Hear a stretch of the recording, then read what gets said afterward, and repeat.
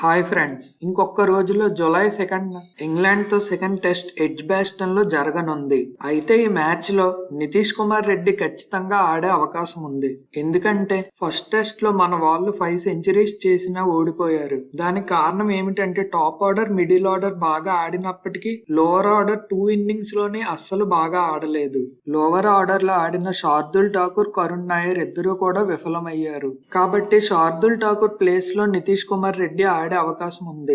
ఎందుకంటే శార్దుల్ ఠాకూర్ 2 ఇన్నింగ్స్ కలిపి just 5 runs score చేశాడు. ఇంకా జస్ట్ 2 వికెట్స్ తీశాడు. నితీష్ లాస్ట్ ఇయర్ జరిగిన ఆస్ట్రేలియా టూర్ లో కూడా చాలా బాగా పర్ఫామ్ చేశాడు. 3 టైమ్స్ 40+ స్కోర్ చేశాడు. ఇంకా 4th టెస్ట్ మెల్బోర్న్ లో జరిగిన మ్యాచ్ లో అయితే ఏకంగా భారీ సెంచరీ స్కోర్ చేశాడు. 114 రన్స్ కొట్టాడు. కాబట్టి సెకండ్ టెస్ట్ లో నితీష్ ఖచ్చితంగా ఆడే అవకాశం ఉంది. ఇంకా బుమ్రా విషయానికి వస్తే బుమ్రా సెకండ్ టెస్ట్ లో ఆడకపోయే అవకాశం ఉంది.